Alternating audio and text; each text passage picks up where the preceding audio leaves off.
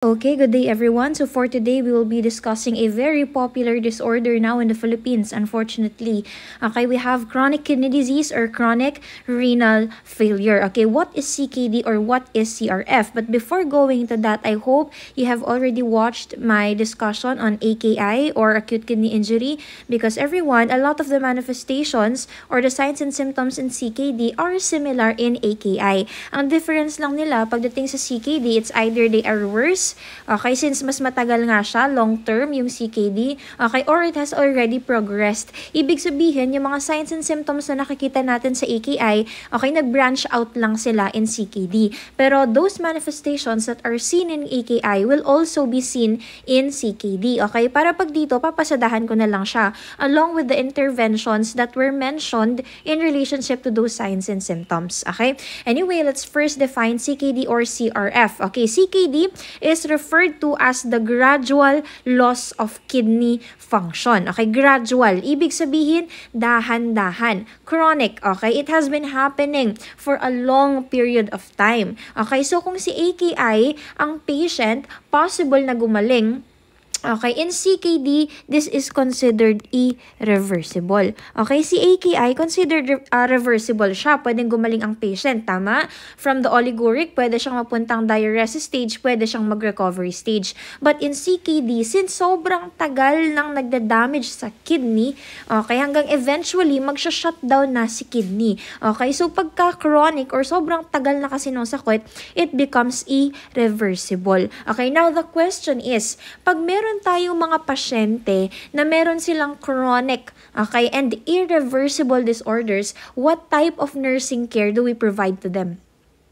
Okay, that is what we call your palliative care. Ibig sabihin, we are providing care for these patients to alleviate their pain, to alleviate the signs and symptoms, to improve the quality of their life, but we can no longer treat these patients. Okay, anyway, let's proceed to your CKD. Now, what are the different diagnostic procedures in CKD? Of course, similar sa AKI natin. Number one, of course, we have your renal function test. Okay, renal function test. Your renal function test is a combination of testing the blood and the urine for different samples. Ano ba itong mga to? You have your BUN, we have your creatinine, both your serum and your creatinine clearance, and of course, we have your GFR or your glomerular filtration rate. Okay, what else for visualization procedures? Of course, pwede tayong mag-perform ng angiography depending upon the cause. Pwedeng magkaroon ng ultrasound. Okay, and in some, okay, yung iba, pwede pang mag-biopsy. Okay, to check for the tissue damage. We have renal function test, but primarily, dito tayo sa renal function test. Okay, angiography, ultrasound, biopsy. Okay, ito yung mga test na pwedeng gawin sa patient. And of course, pwede rin silang mag-check ng electrolyte panel. Electrolyte panel. Okay, so these are the common diagnostic procedures that are done on patients with CKD. Now, let's proceed to the different manifestations or the signs and symptoms. Like I said, similar lang siya sa AKI. So, let's mention, okay, what are those manifestations in AKI? Because it's important to go back to the normal function of your kidneys when talking about the signs and symptoms. Ano ba ulit ang function ng kidney natin primarily? Number one, to filter blood from the wastes. Okay, tama? And excrete those wastes via urine. And number two, it helps in maintaining the fluids and electrolytes of the body through reabsorption or resorption and of course excretion.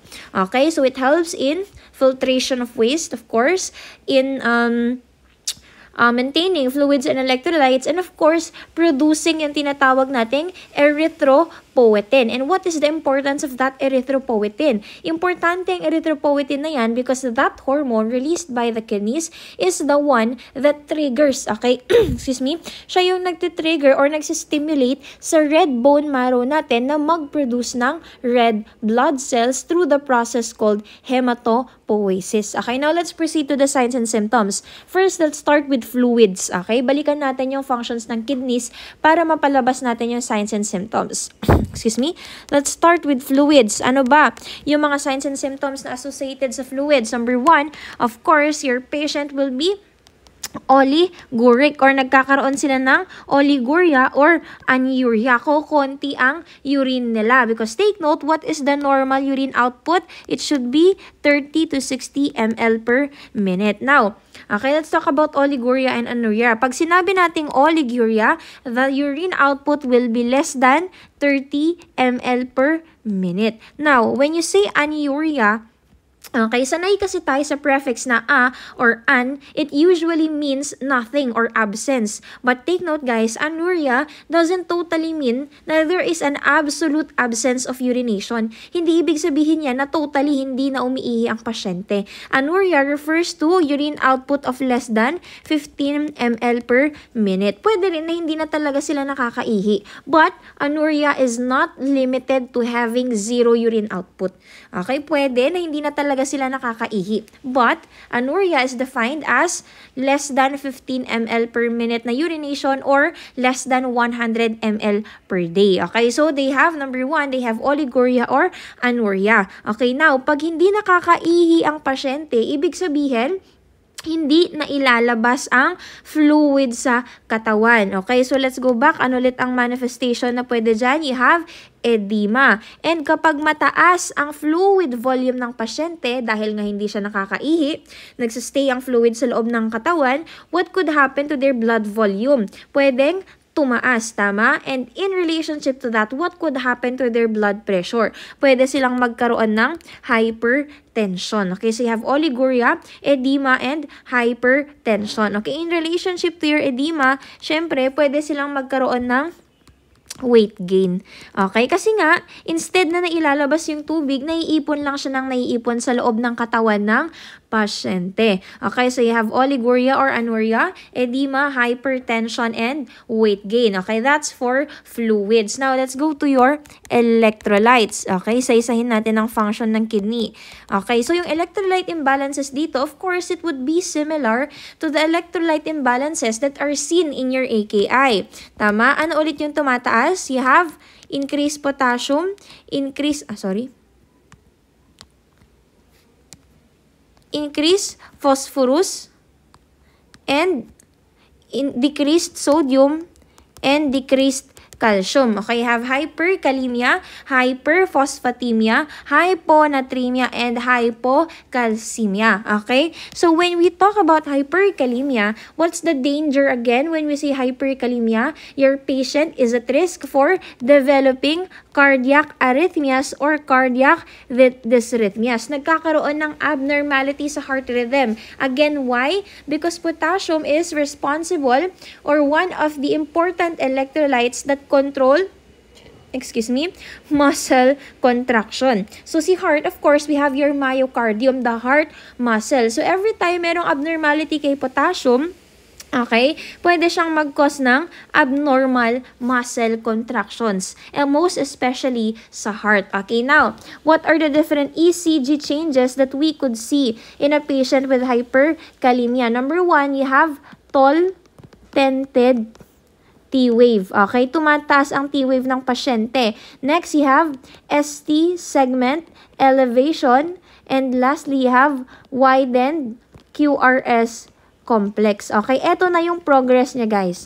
Okay, so if a patient has abnormalities in their heart rhythm or abnormalities in their ECG, kasi yun yung ginagamit natin, okay, na pang-monitor ng cardiac rhythm, okay, the first thing that you see will be tall tented T waves.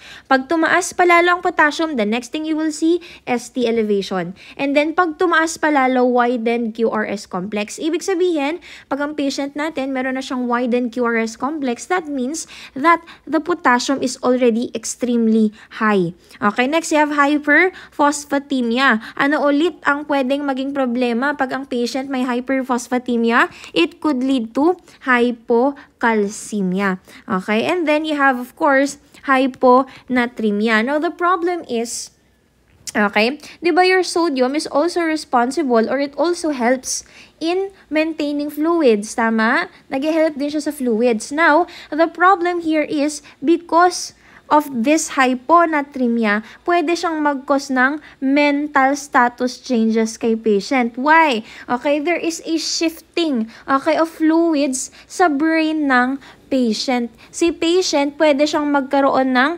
cerebral edema. Bakit? Kokonti ang sodium sa kanyang dugo or sa kanyang fluid. Why? Kasi diluted siya ng sobrang daming tubig. Okay, yun yung tinatawag nating delusional hyponatremia. Okay, kumukonti yung amount ng sodium dahil marami yung fluid. Okay, but the question is, pag meron tayong delusional hyponatremia, is the serum sodium level normal or abnormal?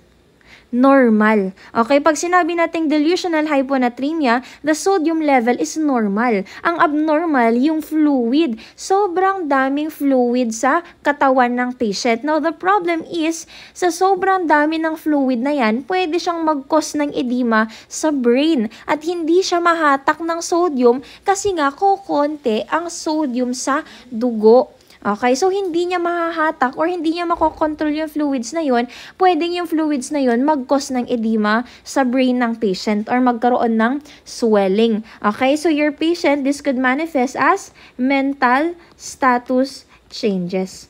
Okay, mental status changes. And then you have hypocalcemia. Ano ulit yung ating hallmark sign for hypocalcemia? You have Chvostek sign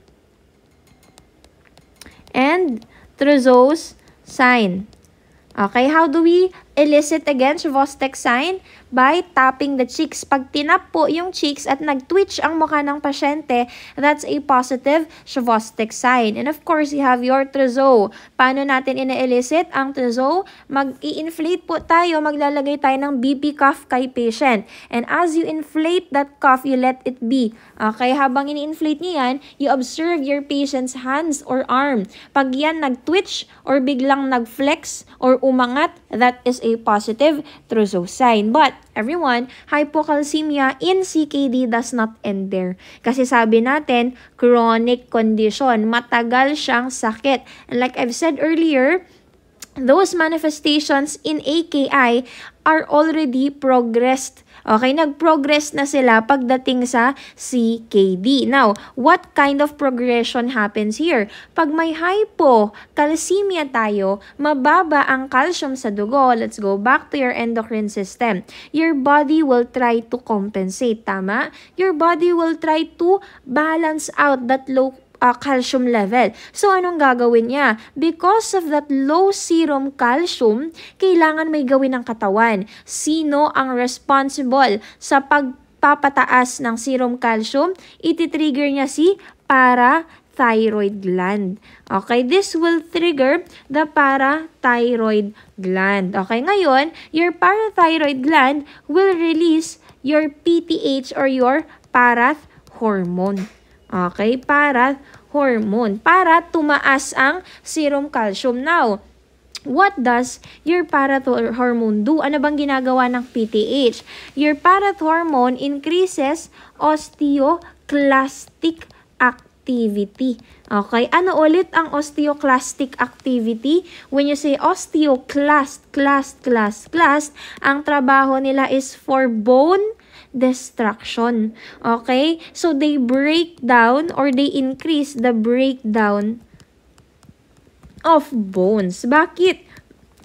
Your bones, okay, hold, okay, or they deposit calcium. Sa kanila napupunta ang calcium. So, pag kailangan ng katawan natin ng calcium, saan siya kukuha? Kay bones. Through what? Through the parathyroid gland. Okay? Si parathyroid gland mag-release ng PTH. Your PTH will increase osteoclastic activity and in turn will increase the breakdown of bones para tumaas ang serum calcium. Now, the problem there is, again, ang sakit natin, chronic, matagal. So, your patient is at risk for having weak or fragile bones. Pwede silang magkaroon ng weak or fragile bones. So, your patient will be at risk for injuries and at risk for falls.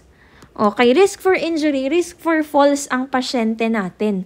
Okay? Para hindi niya mapagbaliktad si osteoclast as the osteoblast. Pag sinabi nating osteoblast with a B for build. Okay, B for build. So, kabaliktaran niya, C, osteoclast. B, build. Ano bang mauna? B o C? B. Maunang magtatayo bago sisirain. Okay, so osteoclast. Wala ka namang sisirain kung walang binuo. Tama? Osteoblast, B for build.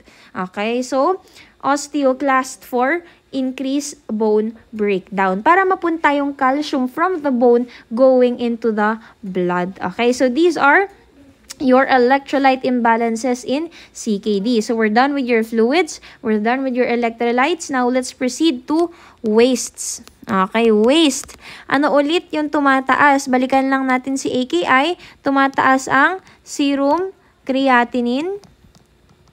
Tumataas ang BUN. Okay, tumataas ang serum creatinine at tumataas ang BUN. And of course, nagkakaroon ng accumulation of other waste products. Accumulation of other waste products. Yung mga dapat na tinatanggal ng katawan or ng kidney from the blood, hindi yan natatanggal. So, they stay in the body. Those waste products stay in the body and they accumulate there, including creatinine and BUN. Tumataas ang urea sa dugo, tumataas ang creatinine sa dugo, at tumataas ang or nag-accumulate ang waste products sa dugo. Now, we have what we call, ano ulit yung term natin for accumulation of waste products in the blood?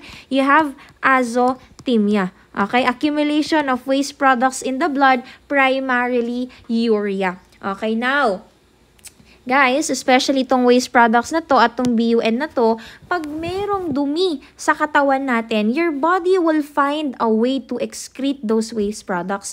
Ibig sabihin, yung katawan natin, maghahanap siya ng paraan para mailabas yung dumi sa katawan na hindi niya nailalabas via urination. So, these waste products, particularly or lalong-lalo na si urea, saan sila lalabas? Those waste products, including your urea, they will come out or susubukan nilang lumabas through the skin. Okay? So, they will have, nagsistay sila or lumalabas sila sa balat. That is why we have what we call your uremic frost. Uremic frost. From the term itself, frost, it's the snow-like appearance on patient's skin. Okay? Parang may snow sa balat ng pasyente. That is urea. Okay? Because that is the deposition of waste in the patient's skin. Okay? Sa sobrang taas ng urea niya sa dugo, okay, it will be deposited on the skin. Okay? Kaya nagkakaroon sila ng uremic frost. Okay, parang snow-like appearance sa kanilang balat. Okay, what else? Nagkakaroon sila ng tinatawag nating pruritus or skin itching. Siyempre, makati. Okay, nagkakaroon ng skin itching. Kumakati ang balat ng pasyente. Okay, what else? Of course, pwede silang magkaroon ng mental status changes. Siyempre, may basura ang dugo. That's waste in your blood. That's high urea in the blood, high creatinine in the blood. And blood circulates in all parts of the body, lalong-lalo na kay brain. So, yung brain ba naman, lagyan mo ng basura, okay, syempre, may irritate talaga ang tissue ng brain. Okay, kasi basura yan eh. Basura yung laman ng dugo. Sinicirculate sa katawan. Napupunta sa brain. Okay, so that will irritate the brain. So, magkakaroon ng mental status changes ang pasyente. Okay, pwede silang irritable. Pwede silang restless or agitated. And in some cases, they could be lethargic or even worse, coma. Okay? So, mental status changes. You have increased serum creatinine, increased BUN, azotemia, uremic frost, pruritus, mental status changes, and ang tanong, if there is high concentration of waste products and urea and everything in a patient's blood, what do you think will happen to their blood pH? Will it be acidic or alkalinic? Acidic. So, your patient will have acidosis. Anong klaseng acidosis ang meron kaya sa pasyenteng may chronic kidney disease? Respiratory or metabolic? metabolic. Your body will have, or the body of a patient with CKD, okay, magkakaroon sila ng metabolic acidosis. And again, gaya ng nasabi natin on the previous discussion of your ABG, pag nagkakaroon ng abnormality sa ABG ng isang pasyente, the body will try to compensate. Ngayon, ay hindi makapag-compensate ang kidney kasi nga sira. Hindi niya mailalabas yung excess na hydrogen ions. Hindi niya mailalabas kung ano man yung nagkukos na maging acidic siya. So, who will compensate for the kidney? Si respiratory. Okay, so your body will try to normalize that blood pH. Okay, yung pH niyang less than 7.35, iko-compensate yan ng katawan para ma-normalize. So, what will your respiratory system do? Your respiratory system will try to remove acid in your body kasi nga acidic eh. Siyempre, magtatanggal ang katawan natin ng acid. Ano yung acid na yon na pwedeng tanggalin ng respiratory system? Carbon dioxide. Now, paano nagtatanggal ng carbon dioxide ang respiratory system in the body? Eto, nagkakaroon ang patient natin ng tinatawag nating Kussmaul's respirations.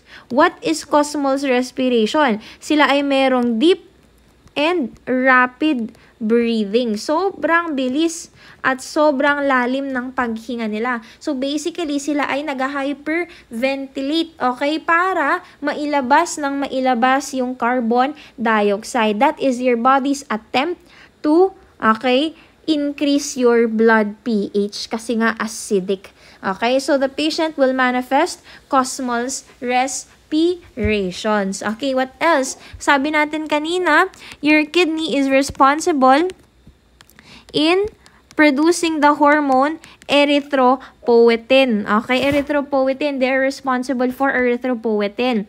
Now, okay, pag walang erythropoietin, syempre, sira ang kidney. So, either there is a decreased production of erythropoietin or absence of erythropoietin. Ngayon, ano ulit ang trabaho ng erythropoietin? It stimulates the red bone marrow to produce red blood cells through the process called hematopoiesis. Ngayon, ang problema, pag walang erythropoietin or mababa ang erythropoietin, ano ang possible na makikita natin sa pasyente? They could develop anemia.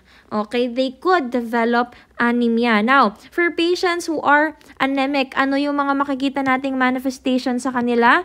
Pallor, they could be pale. Okay, fatigue, mabilis silang mapagod. Okay, weakness, nanghihina. Okay? Ito yung mga common na nakikita natin sa mga patient na may anemia. Pallor, they are pale, namumutla, fatigue, mabilis silang mapagod, weakness, nanghihina. Okay? Because of anemia, because of decreased erythropoietin or the absence of erythropoietin production in patients with CKD. Okay? So, ito yung mga possible manifestations that we can see in a patient with CKD or chronic kidney disease or chronic renal failure. Now, your CKD has different stages. Okay, kung sa AKI natin, the staging is based on the manifestations. We have your initiation stage, si oliguric stage, diuresis stage, and si recovery stage. The staging in CKD is different. The staging in CKD is based on the patient's GFR. Okay, now, paano siya matatandaan? Oh, hindi nyo ito makakalimutan. You have 90, 60, 30, 15, 15. Okay, 90, and then 90 minus 30 is 30. 90 minus 30 is 60. 60 minus 30 is 30. 30 minus 15 is 15. Okay, and then 15 ulit. Yun lang yun. 90, 60, 30, 15, 15. Now, in stage 1 CKD, their GFR is greater than or equal to 90 ml per minute pa. But the problem is, they already have proteinuria. I'm sorry, please add this actually pala. Dun sa manifestations natin sa CKD, have proteinuria and hematuria. Possible sila na magka-proteinuria at hematuria. Why? Okay, originally, ang membrane ng kidney natin, okay, is semi-permeable. Ibig sabihin, when we say semi-permeable, there are only particular substances that can go in and out of the membrane. But pag nasira ang kidney, syempre masisira ang membrane na yan. Maaapektuhan ang permeability ng kidney na yan. Ibig sabihin, yung ability ng membrane, okay, na mag-allow lang ng mga certain substances. Hindi lahat makakalabas-pasok. Okay, sa isang healthy na kidney, ang protein at ang red blood cell, hindi sila kasya sa membrane na yan. Hindi sila lalabas sa membrane na yan. Pero pag nasira ang membrane na yan, pwede nang makalabas si protein at si RBC, lalo kapag inflamed ang membrane na yan. Okay, that is why patients could have proteinuria and hematuria. Okay, now, 90. Syempre, ano susunod sa 90? 89. Ano susunod sa 60? 59. Ano susunod sa 30? 29. Okay? And then, ito na yung mga GFR nung ibang stages. Okay? You have greater than 90 or equal to 90 ml per minute but with proteinuria, and then 60 to 89, 30 to 59, 15 to 29, and then less than 15 ml per minute. This is already referred to as the end-stage renal disease or end-stage renal failure. Okay? Ito na yung talagang shutdown na ang kidney ng pasyente. Okay? So those are the different stages. Okay? So you have stage 1, 2, 3, 4, and 5. Now, I forgot again. Sorry, nauna tayo sa manifestations. What are the causes? Sige, sa dulo na lang. Ilas na lang natin tong causes. Punta na tayo muna sa, let's go to your management. Okay, syempre, kung ano yung mga ibang management natin sa EKI, dagdag lang natin sila dito. Okay, have fluid restriction.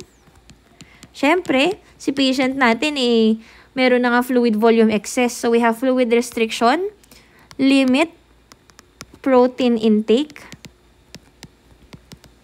Okay, they have to limit sodium intake.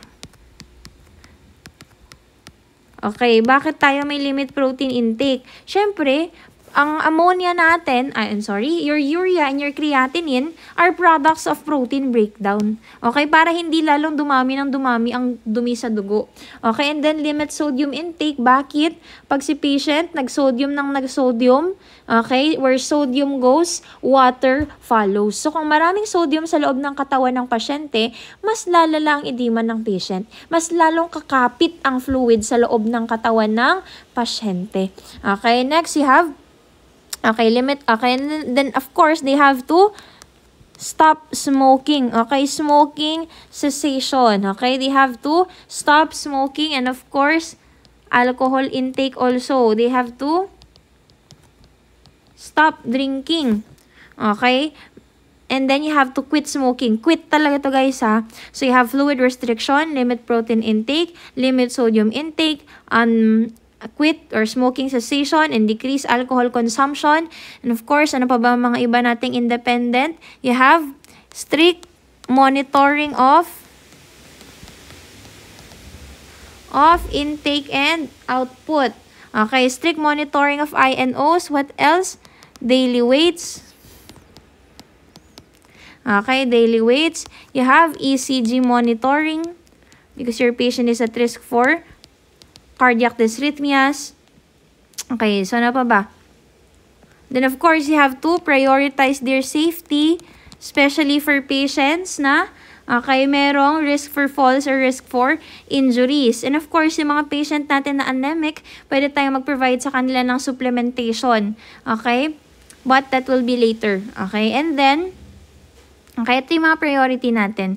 Okay, for mga independent. Ibig sabihin, mga interventions na kaya natin gawin on our own. What else? Pwede tayong magbigay ng diuretics. Okay, pwedeng magbigay ng diuretics. Nauuna nating binibigay ang thiazide diuretics. But, once the CKD progresses or pag lumala siya, hindi na effective ang thiazide diuretics. What we can give them is loop diuretics. Okay, and then, we have to monitor also because your patient will be at risk of developing hypokalemia. Okay, kasi potassium wasting, diuretic yan. Ibig sabihin, nilalabas din nila ang potassium. Okay, so you have ECG monitoring, safety, diuretics. We have to administer erythropoietin. For anemia or sometimes pwedeng iron supplement but better ang erythropoietin. Erythropoietin is given subcutaneously via abdomen. Okay, sa tiyan. Okay, erythropoietin, iron supplement, sub-Q via abdomen. For hyperkalemia, doon tayo sa ating mga electrolyte imbalances. You have hyperkalemia. Apart from ECG monitoring, pwede tayong magbigay ng insulin with dextrose. Okay, this is the management for hyperkalemia. Bakit?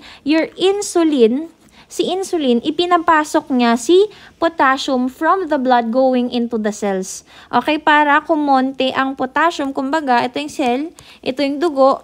Okay, si potassium, kukunin niya ni insulin, papasok sila sa loob ng cell. Okay, para bumaba ang potassium level sa dugo and pupunta na lang siya sa cell. Now, okay, why do we give dextrose? Of course, pag tayo nagbibigay ng insulin sa patient, hindi lang naman si potassium ang tatargetin niya. Tama? Your insulin could also put your patient at risk for developing hypoglycemia. Kaya tayo nagbibigay ng dextrose. Okay, to prevent hypoglycemia. What else? Pwede silang magbigay ng kayexalate. Now guys, take note, kayexalate is delayed ang action niya. Ibig sabihin matagal siyang mag-act. Okay, kaya nga kayexalate ang pangalan niya eh. K will exit late. Okay, K will exit late. Kayexalate. Okay, K is potassium, tama? So K will exit late. Kayexalate. Next, this is for increased potassium. Okay, now for hyperphosphatemia. Okay, phosphatemia. Hyperphosphatemia, we have phosphorus. I think I have already discussed this in your AKI. Phosphorus binding agents. Okay, example, we have your calcium acetate. Paano ulit? Ano ulit ang ginagawa ng phosphorus binding agents? These medications, they will bind with phosphorus at ilalabas siya through feces or tae. Kaya dapat, it's best to give it with meals or immediately after meals para sumama sa tae. Okay, yung phosphorus. So you have phosphorus binding agents. And then of course, you have for sodium. Okay, nabanggit na natin yung mga management for sodium. And then we have your hypocalcemia. Pwedeng magbigay ng calcium gluconate. And actually guys, your calcium gluconate can also help in managing, okay, your hyperkalemia. Excuse me. But not directly, okay? Si calcium gluconate, hindi niya directly na pinapababa ang potassium. Anong ginagawa niya? It helps in stabilizing, okay, yung heart contractions. If the patient is at risk for developing arrhythmias, calcium gluconate actually helps in stabilizing your patient who is at risk for cardiac arrhythmias, or if may arrhythmias sila, calcium gluconate. So that's for your electrolytes. You have fluids, electrolytes, and of course, hindi maaalis, dialysis. Okay, dialysis. So we will have a separate discussion for dialysis. Okay? And then lastly, I'm sorry, nakalimutan natin, yung causes ng CKD or CRF. Number 1, number 2, primary. Okay, sila ang first honor natin dito. Uncontrolled diabetes mellitus and uncontrolled hypertension. Bakit? Ano ba ang meron, or what do you, how can you describe yung blood ng mga taong may diabetes, especially if it's uncontrolled? Viscous, malapot. And diabetes mellitus with this type of blood is known to destroy blood vessels, most especially small blood vessels. So your diabetes mellitus, that blood, yung sobrang viscous na dugo na yan, na masyadong maraming glucose, it can destroy the kidney. Pwede niyang i-clog si kidney. Imagine mo na lang, nag-blender ka, parang blender, nilagyan mo ng putik. Okay, or washing machine, nag-dump ka ng putik o lupa. Okay, so highly concentrated with glucose. So pwede niyang masira, madamage ang cells ng kidney or its blood vessels. Next, you have hypertension. Of course, pag masyadong mataas ang blood pressure, pwede ulit siyang mag-cause ng injury sa cells ng kidney or sa blood vessels. Okay, dun sa mismong cells ng kidney or the blood vessels. Lalo kapag chronic, sobrang tagal and uncontrolled, mataas ang BP ng patient. What else? Okay, high sodium, high fat diet. Okay, why? Okay? Or high sugar diet. Bakit? Bakit ang mga taong mahilig sa asin? Mga chichirya, soft drinks, okay, mga instant noodles, preservatives. Bakit kaya sila at risk for developing CKD? Problema dyan, pag lagi siyang parte ng diet. Why? These patients or these clients are predisposed to developing DM and hypertension. Of course, number 4, sabi natin, pag si AKI nagamot, recovery. Pag hindi nagamot, CKD. Okay, next, what else? We have your BPH or benign prostatic hyperplasia. Ano ba ang ibig sabihin nito? Yung prostate, this elderly men are at risk for this, okay? The prostate, okay, yung cell ng prostate, or yung tissue ng prostate, kumakapal ng kumakapal. Now, you have to remember, the prostate is located proximally, okay, sa ureter ng pasyente. So, ng isang tao, I should say. So, habang kumakapal ng kumakapal yung prostate, pwedeng si ureter na iipit ni prostate. So, ang problema dyan, there could be an impedance or nai-impede yung pag-urinate ng patient. So, that urine could backflow or it could stay inside of the patient's urinary system. Hindi siya nailalabas. Okay? So, it could cause damage to the kidneys eventually. Okay?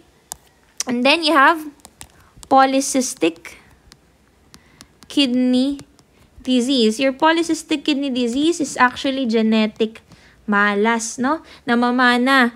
Okay, this is development of multiple cysts or mga mass bukol-bukol sa kidney. And then of course, old age. But guys, old age is not necessarily a cause of CKD. They are only put at risk. Bakit? Habang tumatanda ang isang tao, eventually, gradually din nagde-decrease ang urine function nila or ang kidney function nila. But not necessarily na eventually magkaka-CKD sila, ha.